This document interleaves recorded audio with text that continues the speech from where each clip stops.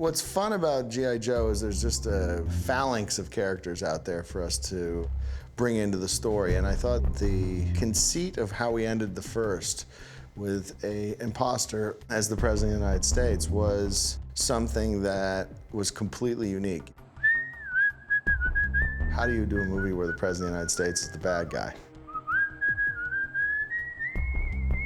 I got involved when I was finishing up my last movie, and I got a call from Adam Goodman, who's the president of the studio here, and they said, "What do you know about G.I. Joe?"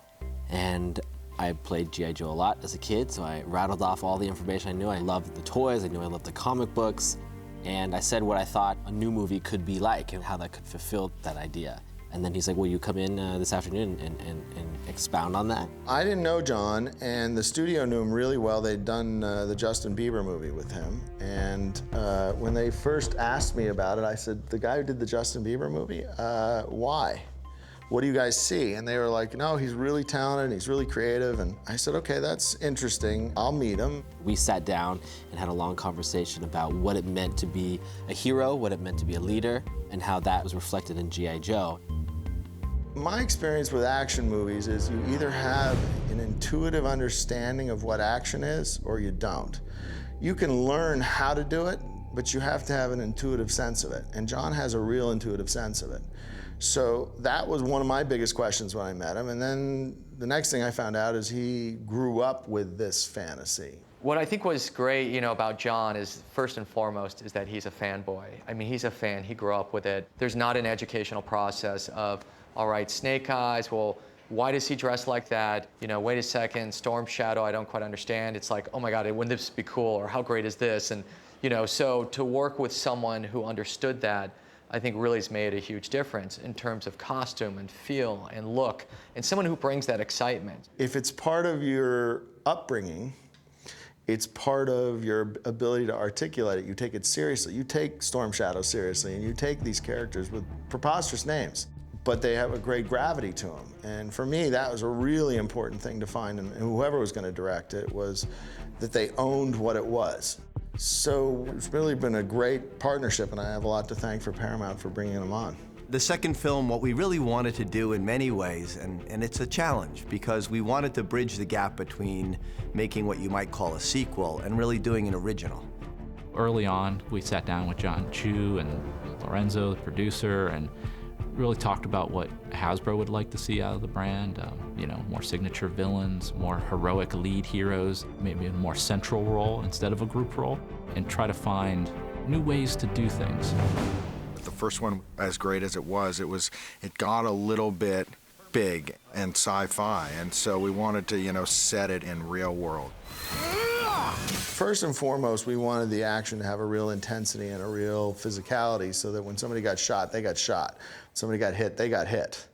That was important to both John and I. It's interesting, they gave us a pretty blank slate to play with, just in terms of, they wanted to have a little bit of a new beginning from G.I. Joe 1, and as well as keep some of the essential story beats. But it was, who do you guys want in the movie? Like, what characters do you guys want to focus on? It was really liberating and really fun. Ninjas always are compelling in the franchise, so we really pushed to have that discussion of how we could do more ninjas and more significant ninja battle. That's where we started, and it grew from there. The hardest thing I think to do with a lot of these big tentpole movies, especially an ensemble, is how do you find enough time for each character? And in this case, we decided to segregate the stories in a way. There's sort of two storylines that are going on, which allows you to sort of get more in depth in both stories. It was very cool in writing, those two parallel tracks with the Snake and Storm story and then the Joe revenge story. And you might even say there's a third path in the villain story. Yes. I mean, they're on their track at the same time, and the three stories keep interweaving, but they're each distinct in their own way. When I first read the script, I literally said, wow, I'm going on a worldwide tour. This is exactly the movie I want to make. And then they're like, oh, and you're shooting all in New Orleans. I was like, oh, okay.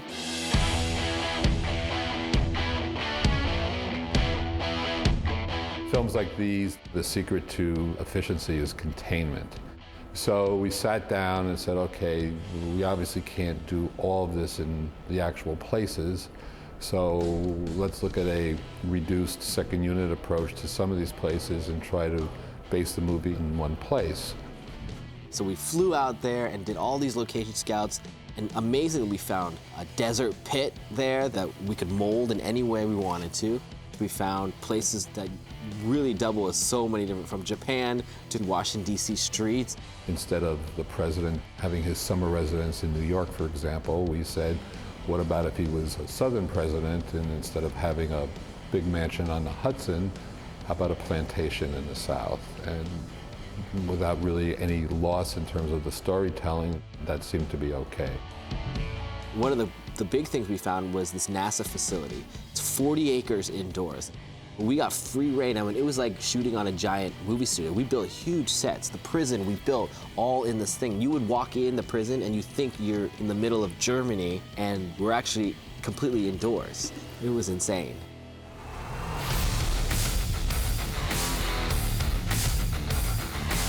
Design was such a long process to find the right materials, to find the right colors, to find the right look. And for G.I. Joe, it's such a delicate line. This is sort of the Arashikage print. Ooh, for snake eyes. Ooh, that's really cool. It's little details that make it, but you can see the Arashikage symbol built into the suit. We've done it on all the Hasbro films, had a designer embedded into the art department, and this is just another opportunity where it's worked out well. Having a guy who was from Hasbro at Paramount, we were able to really separate these characters. So it's, it's not just an army guy, it's Roadblock, or it's not just a ninja, it's Snake Eyes or Jinx. And if you look at the film, each one of these characters has a very different and very, very unique look. We have some Joe vehicles, some of the fun things that we have. The Archangel. In this version of the movie, we wanted to feel like the way we used to play with Joes when we were growing up, in the mud, in the sand. So as you'll see, everything has a much more real, sort of grounded existence in our world. We have the Cobra Fang. This is what Cobra Commander flies in, and what's cool about it is we have these sort of jet engines back here. It uses the propellers to go up, and the engines sort of flip up and they take off. You're building a world, and building a world from the ground up is pretty daunting. There's a delicate balance of finding our own thing in it and making sure that we stay true to the soul, the essence of what G.I. Joe is.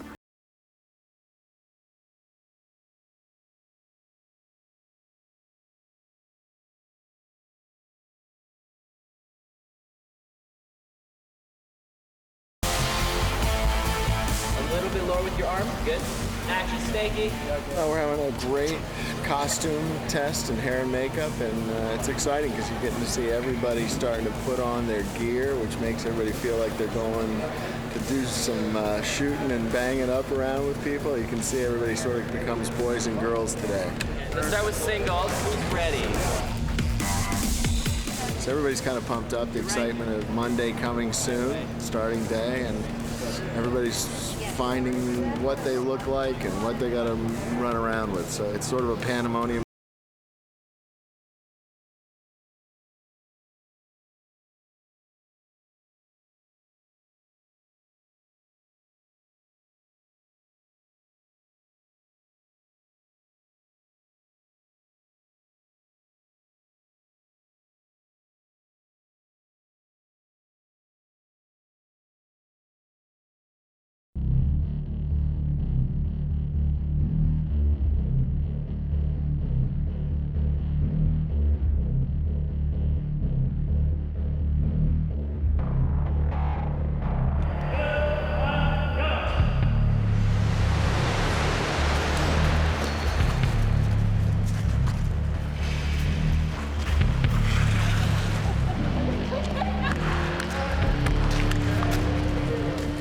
We brought on a military advisor, Harry Humphries, who we've known for a long time and who's one of the best in the business. And so we want to have that level of authenticity. Harry Humphries has taken us through all kind of weapons training and movement. He's maybe one of the most iconic Navy SEALs that's ever walked the face of the earth. We worked with him on the first one a little bit, and now he's on for the full ride on this one. Harry and Harry's team, we have a lot of SEALs who come and work with us. they bring an instant sort of credibility to it because you look at them, they look like soldiers. There's like no doubt. And the actors are able to sort of see it and not just be taught it, but sort of like look over there and go, okay, that guy's posture is this. Got it, that's my posture. And suddenly our guys start looking more like the soldiers that they're supposed to be. Operating in a small unit, you become very, very dependent on one another. The guy next to you or the gal next to you has absolutely got to have your confidence and vice versa, because you're putting your lives on the line in such a manner where you're going out with 10 people where typically a company or battalion or regiment would be out there.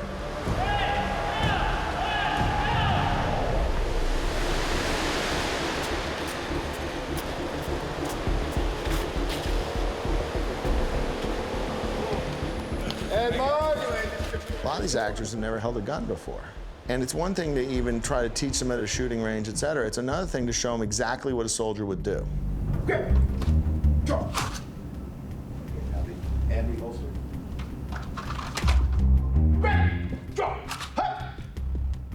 Harry has been invaluable to my training in preparing for G.I. Joe. Harry and all of his boys, by the way, those guys have been really invaluable, and they've become family. He is really a master at his craft, and he can take somebody like me who, you know, I don't play with guns. I don't have one. I don't even know, you know, anything but the trigger, really. And he kind of made me feel like a pro at it. And you know, you military guys watch this stuff, and I know from some previous experiences, you have to make sure you look good. You have to make sure you're doing it right, or else they're gonna go, I'm done with this. And so that's part of my job. Today's audience is a sophisticated audience. There is a large percentage of the audience that knows what proper gun handling is and what it looks like. I mean, even if you've never seen anybody handling a weapon before or moving tactically, you can tell who's smooth and comfortable and who's not. So there are certain key issues that you've got to instill in the actor to make that actor look as if they're comfortable with the weapon that they're carrying or how they move as a unit. Watch your cover now. Make sure you don't sweep the man in front of you. Basically, anytime I have to do anything, I do it wrong. And then Harry says something that I won't repeat, and then I do it again the way he told me to. And then bring it in, right? Chamber, go. There are a lot of things. I mean, it was like how to holster a gun, how to pull it out correctly. Guys who have been doing this for years are gonna watch and go, okay, that's how you do it. Gliding, very good.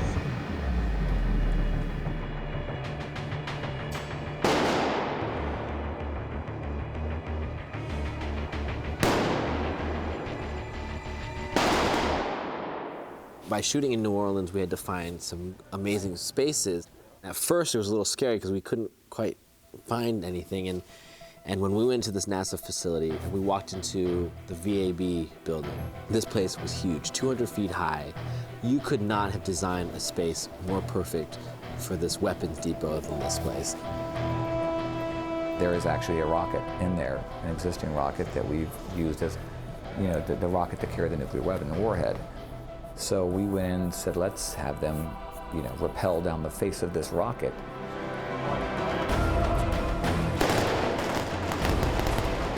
As far as the rig goes, we have Tunaway and the camera on high-speed winches. They're riding on a combination of 4 winches. And then our 2 stunt Joes in the background are riding on descenders, separate, each riding on a descender. So the rigs are dialed into each other so we can control the rate of descent and match the camera to Tunaway. And at some point, we'll be putting Dwayne on this rig and matching the camera to Dwayne dropping down. He was going around, but you can go, I think you can just go here. To be honest, it's whatever feels kind of cool.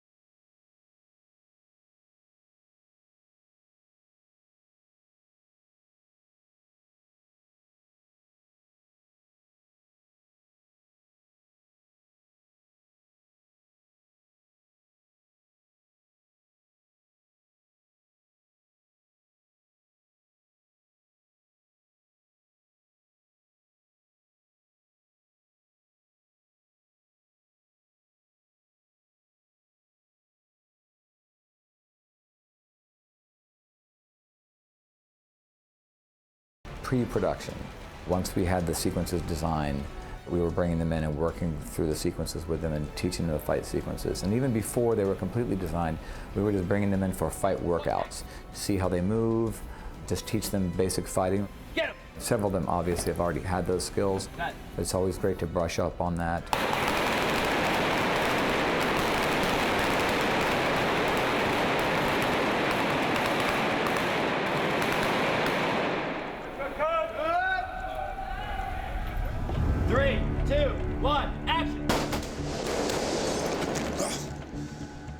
I know. That was good. That was good. In a scene like this is where we establish Roadblock and his fighting style. It's great just, for me, just in terms of action, because we're able to not only firing weapons, but also hand-to-hand combat, whether it's taking a baton and striking somebody in the face, or taking a knife, utilizing his vest that was specifically made for him.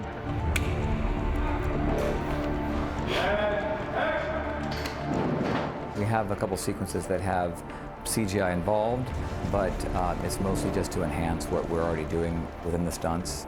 Everything, I feel, looks very real and looks doable, but it's just to that extreme point.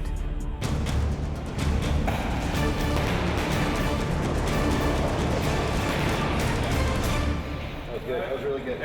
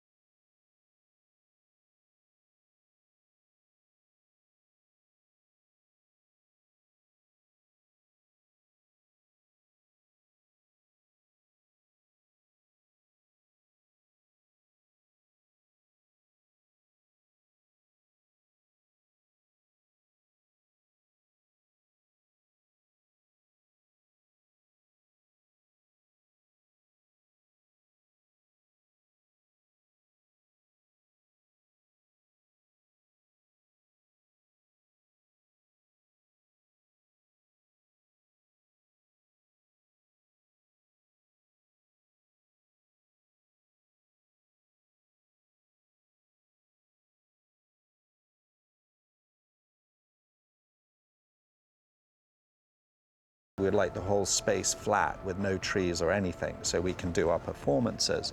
You know, a lot of people might have dug their heels in with that, but they were quite sympathetic listening. I say, look, you wouldn't really have, you know, it's meant to be a garden, so we need a stream and we need trees, and then they started working those into the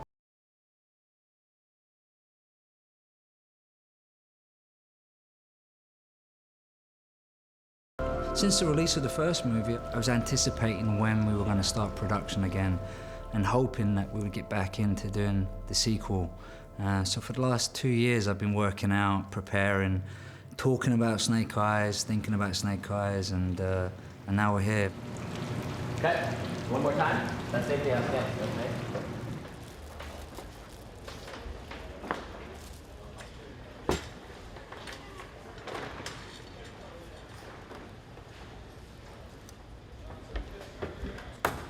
The unique thing about this character, I think, for the G.I. Joe fans and for the franchise, is that the Blind Master has been a character mentioned in the comic books before, but he was never shown on the animation. So there's no real face to this guy. This would be the first physical appearance we get of him. Your heart should be as light as snow, yet your spirit as strong as an avalanche. Good, good. The first big fight sequence that we did on this movie was the Snake Eyes and Jinx fight in the dojo. That was a very intricate and, you know, long fight sequence to work out because it's really detailed. There's a lot of elements to that. And we worked very, you know, closely together on that. Thomas had great ideas on that. He'd map out a certain sequence of it, then we'd look at it together and we'd tweak it and we'd show it to John and get John's input on it, and then we'd involve the actors with it and get their character inputs on it. But it's all based on, you know, character. All these fights, everything is character driven. Everybody has their style. Set, please. This is one of the things that got harder on the day, because when I was rehearsing without the blindfold. I'm black belt of karate, so I'm familiar with martial arts and fights, and I did some other action movie before. So I was a bit familiar, but when I arrived here, I realized that I have to play with two swords, which is completely different, because I never had to fight with any weapons like this, so I was a bit nervous. Scared, huh? Are you scared? Don't be scared. We had such complicated fights for her that she actually got very scared, talked to me personally, and was like, I don't know if I can do this. About a week and a half later, I came back, and she was amazing. 2, 1, action! 2, 1, action! During the training, I had some, bad moments, but I think at the end of the day, I managed to do something with them, so I'm happy. Challenge accomplished. I cut you. I think so, yeah, but don't worry. Don't worry. The dojo sequence was a lot of fun. I mean, I think I lost about 10 pounds every day being on that set. Awesome. 2 months before production, I bought this elevation mask, and it looks like one of those old World War II gas masks. Basically, it just restricts the air that you're allowed to breathe in. I was using that at home, going for jogs. I think my neighbors thought it was a bit crazy. Because of the first movie and because of the suit, I wanted to put myself through the most extreme sort of workouts and situations to be prepared, but nothing beats actually wearing the suit, because no matter what I've done and prepared, wearing a suit for the first time has been a big challenge. So in my first meetings with Ray Park, I sat down with him and I said, did you have any issues with the suit last time? What would make your performance better? He's like, well, I couldn't move a lot in that suit. It was really difficult. So we had to basically start from scratch for Snake Eyes. I mean, that suit is very, very difficult, because not only does it have to look good, it has to look good at night, it has to look good during the day, and it has to be practical.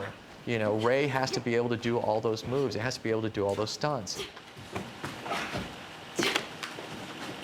Cut! The problem with superhero suits is they're not comfortable. They just never are, They always restrict your movement. In the first movie, it was hard to tell if that was supposed to be a protective suit or integral to his body. So what we wanted to do was go back to the original, and it's more ninja than organic, like in the first movie.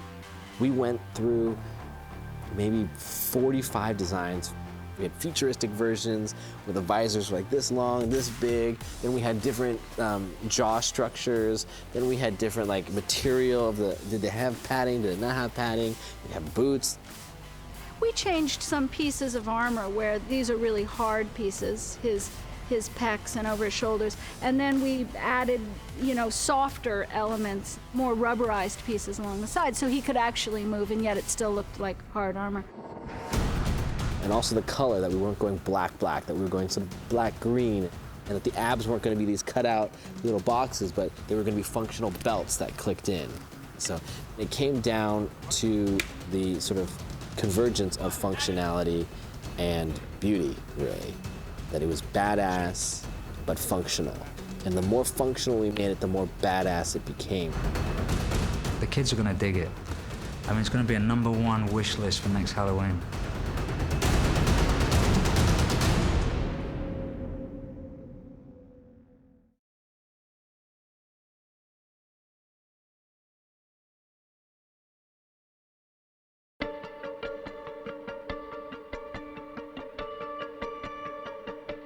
One of the challenges of shooting in Louisiana was like, okay, we've got this scene in the desert. It's not identified as Pakistan or Afghanistan, but it's in that, how are we gonna do the Hindu Kush in Louisiana? And we found this pit. We got very lucky because we used an old gravel mine. When they mine gravel, they take all the small rocks out and they leave sand. So we had a 40-acre space of sand. troops in contact, need air support, over. We both swing out at the same time, that might be a cool thing. That'd be cool. You know what I mean? Like us two together? Yeah. Oh, bang. It was a great way to start the movie, ironically, because it really like just sort of put everybody at war mentality right off the bat. We were under siege. And you just come back from a good, successful mission in 3, 2, 1, action! Where's HQ?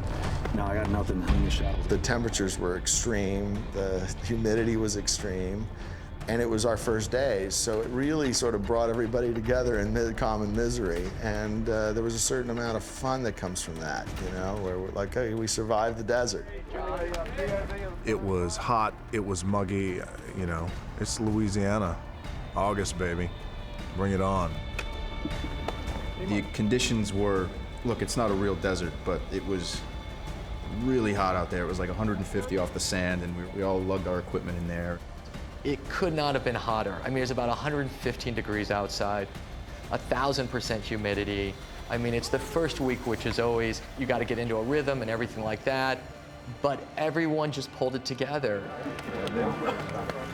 I'm kind of juiced up for running stuff now. I'm just like, yeah, we got purchase now. We don't have to like swim through the sand. God loves me. Yeah, let's do them running goddamn scenes. So tonight we're working on the explosion of the landing zone where the Joes are. This is the killing of all our Joes. So we're very excited. It's our first explosion for the whole movie. And we have basically that thing up there, that Hummer up there, we're gonna blow 20 feet up. That's what they tell me, 20 feet this way. We planned and planned and planned for this. We storyboarded every moment. We looked at every explosion, and there's a lot. And with explosions, there comes a danger. So we have to be extremely careful. You can't just go and shoot. We knew before we ever rolled camera exactly where everybody dies, when everybody dies, what charges are going there. We had everything marked out on our maps, and as we were walking through it, we'd add something or take something away or add more people here. And that was all done during a several-day rehearsal process. Keep checking your wiring, guys. Make sure we're all good. We had our hero charges that were all buried and stuck in the ground, usually the much bigger charges, and then we had charges that we could place anywhere. Special effects guys would run around, dig a quick hole, put a pot down, put a charge right there. Off the side, and this one's off your, kind of off your back. Boom, and they take you out right here as they come through. We've got an excellent stunt team, and at the same time, we have to fold in my people who are active duty special boat unit people and Navy SEALs that are doing the tactical movement in the foreground of the shot. But yet I have to keep them out of harm's way of the effects. So the stunt people have to work in the effect region, and my guys are in front of that. So keeping those two zones separated and not having our guys wandering into areas where they shouldn't be and vice versa is a challenge. Get it? God, you look silly as shit. Eyes on. I was watching. I hate that.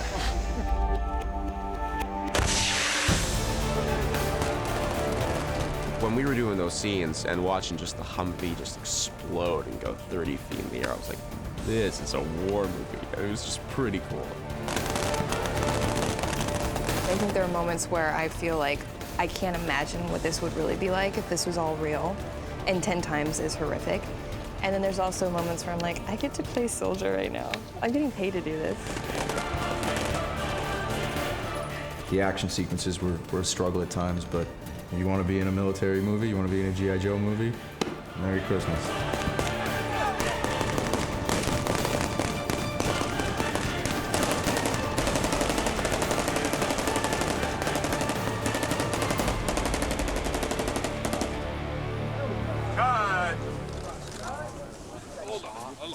That was great, guys. Nice job, Sheriff.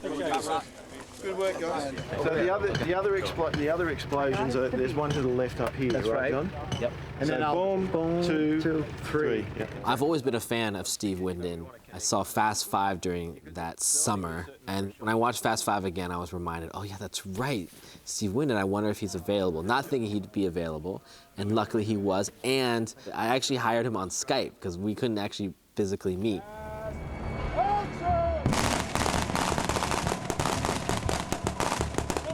We all saw Fast 5, and what we loved about it, it had a great look, but had an energy to it. It had a vitality to it, which was one of the things we wanted to bring to this story. So we met several people, and we ended up selecting Steve. I'd never worked with him, John had never worked with him. Steve's done a fantastic job in coming together with a lot of creativity and keeping that vitality, so that things don't feel studied or just pretty. They're pretty, but they're moving. There's so much sort of experience and confidence in what he does that he's open for playing around. He wants to try new things. Every scene, different look. Every scene, a different way to shoot the action.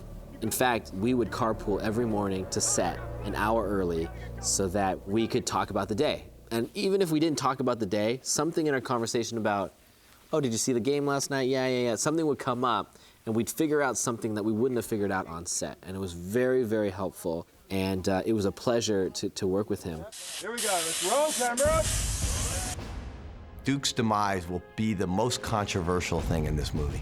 I'm sure of it, because, you hear from the fans, and certainly a lot of the girls in the audience, they love Channing Tatum, as do we. Action! We certainly love Channing and what he's done for the franchise and done for the Duke character. But we also felt that we needed to give a clear departure, that we needed to say that the G.I. Joes would always exist and survive, irrespective of who was leading them. This time, will you guys actually, I'll go 3, 2, 1, boom, and when you go boom, just fly forward, fall to the floor. Ready? It's very rare that you get to kill off a big star. We talked to Channing early on before we started filming, and he'd never had a death scene because no one kills off Channing Tatum. He's too big a star. And 3, 2, 1, boom! That was debated for a long time, through Hasbro and Paramount and Lorenzo and John. Here, watch this one. Around. Sweet. Channing probably wanted to die very slowly over the course of 2 minutes, saying some final words to the world, and instead, just boom, you're out.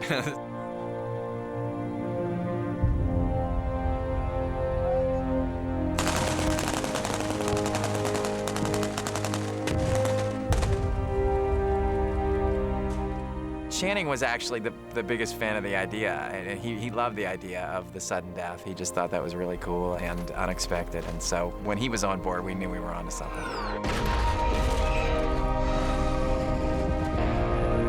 It also gave us a chance to take Roadblock as a character, who was always a guy who would never accept the promotion. He was the sergeant major who would never really accept the promotion and step forward to be the captain, to be the leader. And now he's forced to do that in the scene where Duke meets his demise.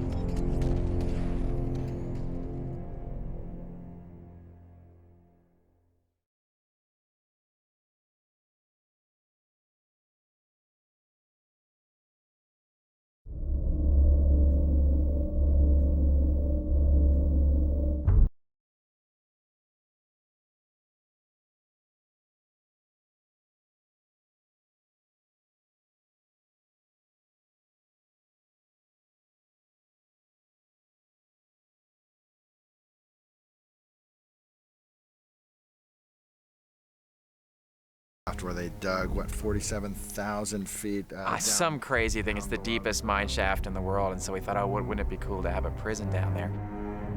We wanted it something like 30,000 feet under the earth, and then I think the general concept was it can't be that deep or it seems ridiculous. So we ran with that idea, just this idea of, because he's so deep into the earth, the warden's no longer in East Germany. He's now able to write his own rules because he's in international territory and do exactly whatever he wants to, and that made it just doubly sadistic, which we enjoyed. No one here dies unless I say so! Fire! Fire! Let's put the helmet on. Young Hung, I mean, he is just an amazing presence. He is that guy who you look at him, you go, he's a movie star, that guy, right? And, he's a giant star in Korea, and he will be a pretty big star here, I have no doubt.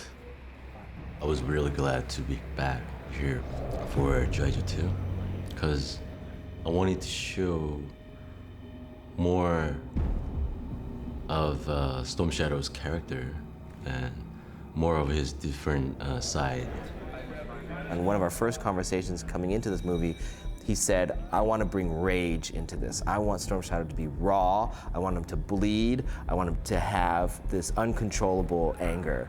Anywhere we could find that rage start to pop up and not him be so stiff and ninja, where the ninja and the human collide, that's where we find Storm Shadow. Action.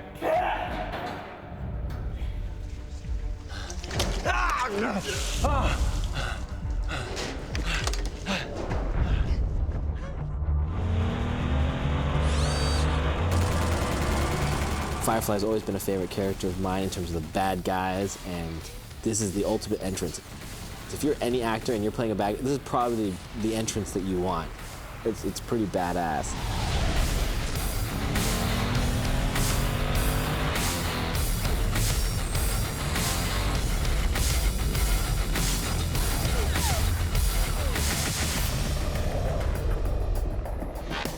When we first read the script, I think Firefly had about 6 lines in the original draft, and we all went, that's the coolest character, who is that? Who's gonna get to play that? It was weird, there was something so fundamentally badass about him. Making most things go boom by 9 a.m. than most people do all day. We haven't figured out what accent Ray is actually playing with on the Firefly character, but it's except that we awesome. love it. It's like it's Southern Australian. Yeah, who knows? But it's great. Like it's an accent of menace, is what it is, and that's what's so great about it. With a name like Firefly, you can't have him from like Brooklyn going, "Oh yo, Firefly, what are you doing?" No, it's not gonna. You know, it wasn't really one of the Sopranos called, "Hey, there's Jimmy Two Fingers Firefly." No. There's something much more, in a sense, dangerous about the Deep South. It's that lazy, laconic, sultry sort of, you know, Firefly. 3, 2, 1, action. John Chu had this idea that Cobra Commander, when he's in prison and he collapses onto the ground, he's looking for an oxygen mask to put on, and the one that he puts on becomes the inspiration for his ultimate mask. So he goes to put this thing on his face, and we see it for just a moment, and it's very reminiscent of the mask that he ends up designing for himself not too long after. Roll sound, please. Fire in the hole. Sound speeds. B-mark.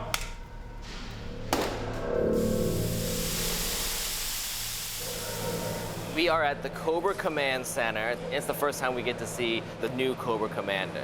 It took us a while to design both Cobra Commander's look, because we thought it was really important as a fan of Joe growing up, for Cobra to be the Cobra that we remember. The one that we feared is he's one of the greatest villains ever written. So to me, his costume needed to represent the power and what he was to me as a kid in my mind.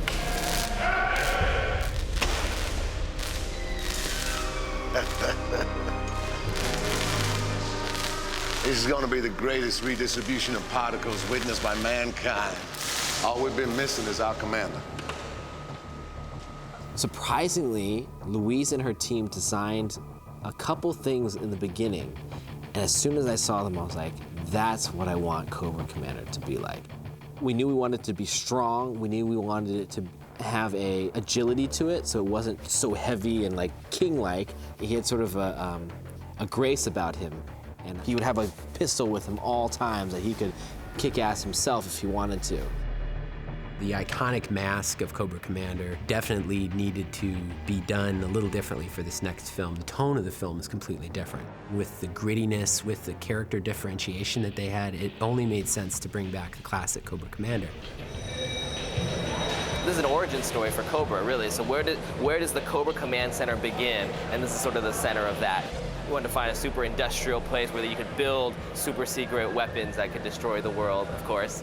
And we wanted to establish the Cobra logo. So our production designer, Andrew Menzies, created this really awesome place. We're actually at a real NASA facility, which is even cooler. We get to use a lot of the real things that have built things that go into space. And we get some fun. We get to establish some Cobra troopers here, too. They get to be creating their army here.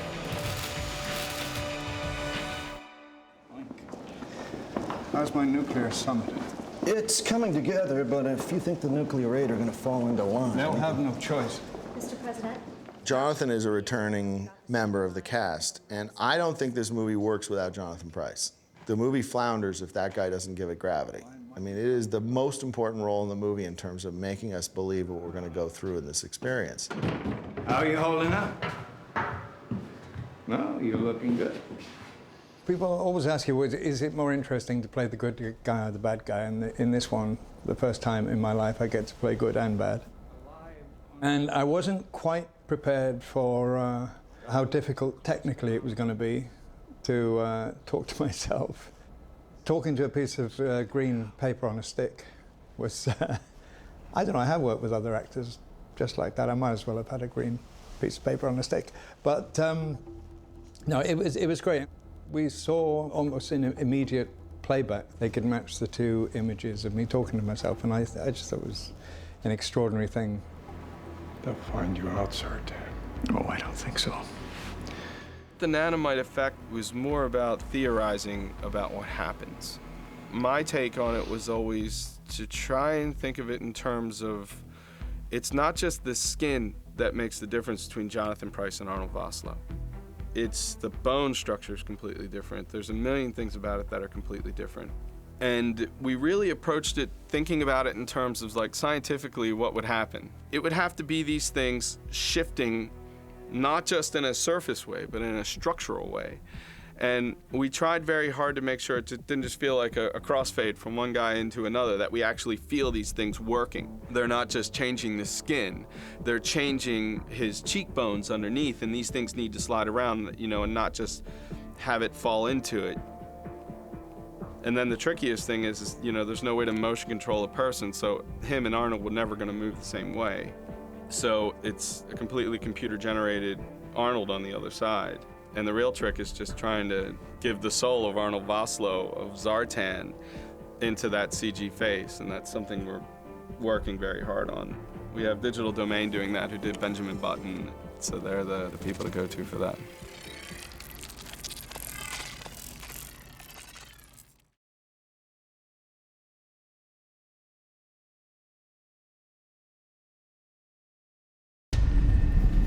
Do some interesting things with the powder in your hands. Yes, like you are warming it up, creating energy inside. The chi is building, the chi is building.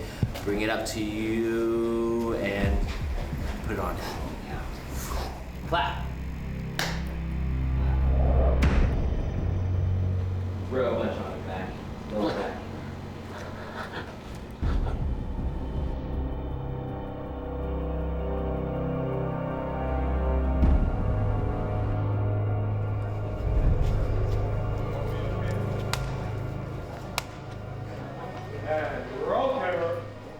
Hey, Mark.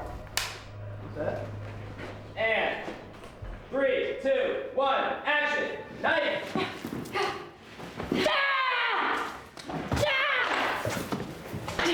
You get to see Jinx versus the Jean-Cree, as we call her, the medicine woman.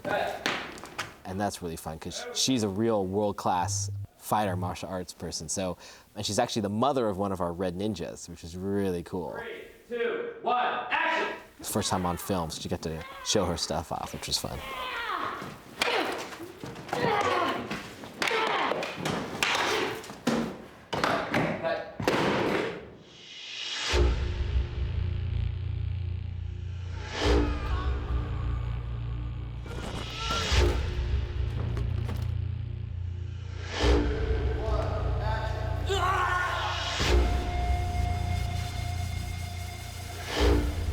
We're really excited about shooting Snake Eyes versus Storm Shadow. That's like the ultimate battle. At first, in the scene, you know, it was in this big room, it was all crazy, and we ended up being like, you know what, let's just keep it simple. Let's just keep it a hallway. Mano y mano. The tricky part is Snake Eyes has to take him alive. I was talking to the stunt team and the fight guys of what way we can make it look cool, me shooting ninja stars out of the air. The way BH was throwing it at Storm Shadow was cool. It was so cool. It was like a cartoon. It was like watching it firsthand myself. So I just reacted as if I was punching the stars out of the air, and it was a lot of fun to do. As you know, this kind of genre needs some exaggeration, of course. So in real life, it doesn't make any sense. I was told I went through 400 rounds of blank ammunition yesterday. The prop guys have been very nice, and they've let me keep the ammo, and I'm going to do something really creative with my kids. Do some arts and crafts with the blank ammo. Byung-hun Lee is an amazing fighter in his own right. He trained for so long to make sure he knew the fights, and he gives it his all. And same with Ray Park. Obviously, Ray Park started as a stunt guy, I believe, back in the day. And action!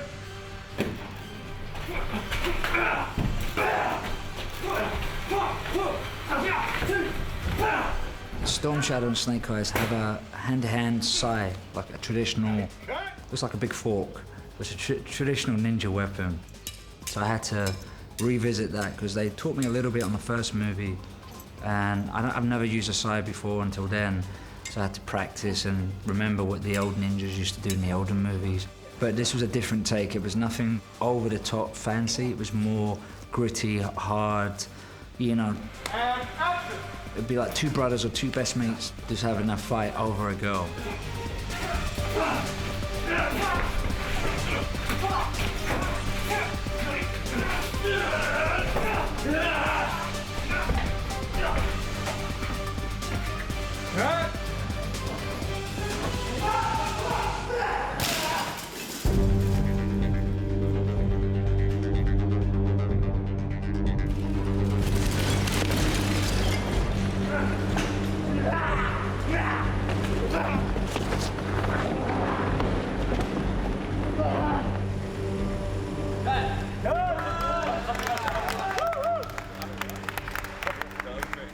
When I first read the script, one of the most mind-blowing parts of the script was this Himalayan sequence.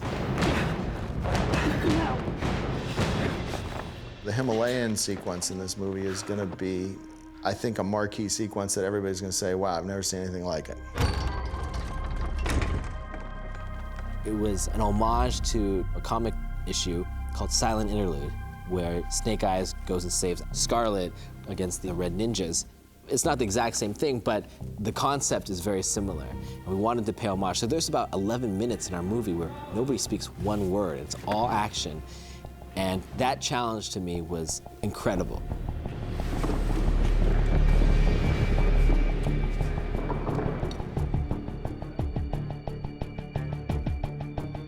We did a really extensive previs because we had to know every shot.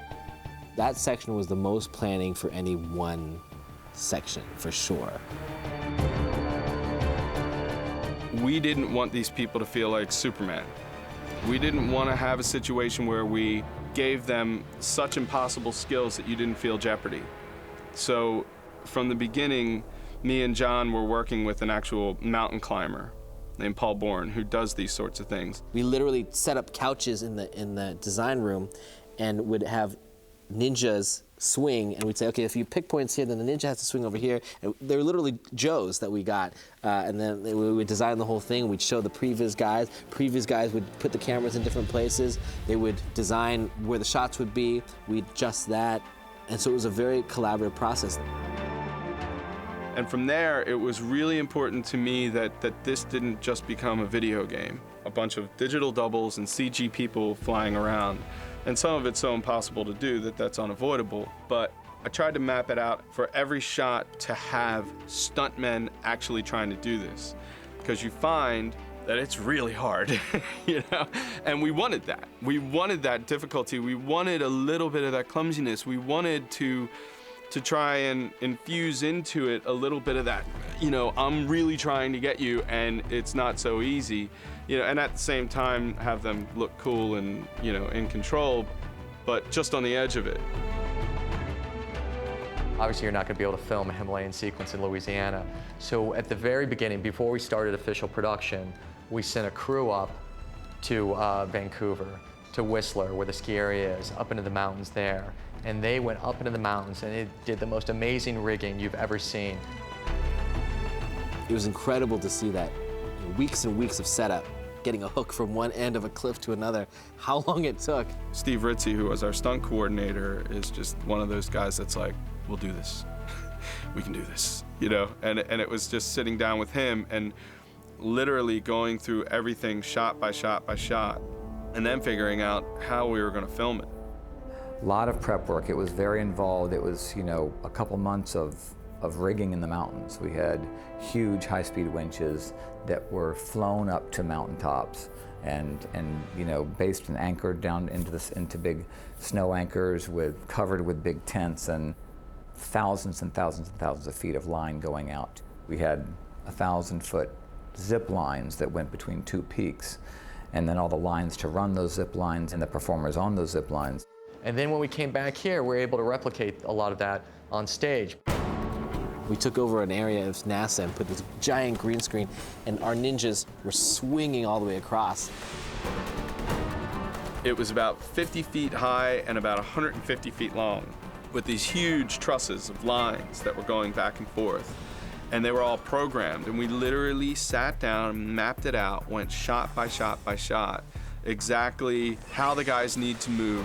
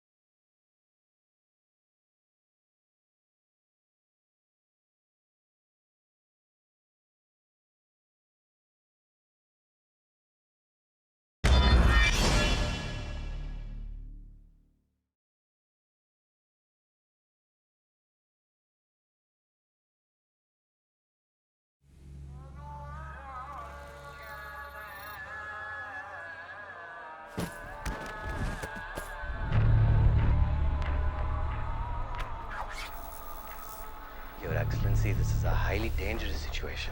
I think you're taking it very lightly. I understand. We're going to take precautions to take care of everything. Permit me, Your Excellency, to beg. Stop harboring terrorists like Storm Shadow, or be viewed as one. No. See, we don't know how to protect you in this situation. God's will is clear, Ibrahim. I cannot deny a warrior in need. Storm Shadow has enemies. We all have enemies. He's useful to me. Good night. Good night.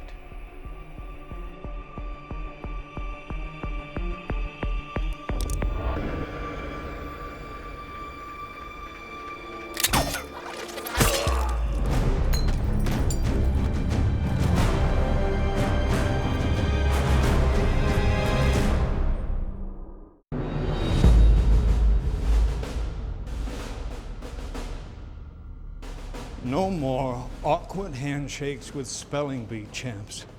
If you can spell Kyrgyzstan, you don't make my social calendar. In fact, how about no more photo ops at all? Hello. Hi. Signature, sir? Of course. This gig's like carpal tunnel with a paycheck. I didn't just flatten Russia? Pardon to Thanksgiving turkey. Oh, good. I thought I might have done something important. So how's my nuclear summit? It's coming together, but if you think the Atomic Eight are going to fall into line... They'll have no choice. Mr. President, not sure who he is or how he got the secure line, but a Rex Lewis on line 2. Thank you. Next time, I want all my news delivered by interns.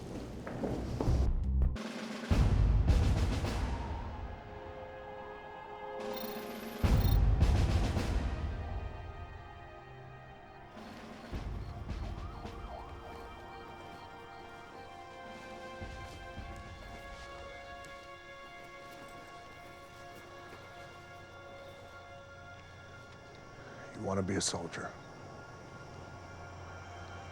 You want to be a G.I. Joe. So you answer a call, carry a gun, and take an oath to leave no man behind. And while we sneaked across this border in a cargo hold like criminals, our fallen brothers are left behind on foreign soil. Duke, you should be here giving this speech. We're gonna find the man who did this, we're gonna kill him. Then we're gonna bring each one back here and bury you all honorably in sunshine.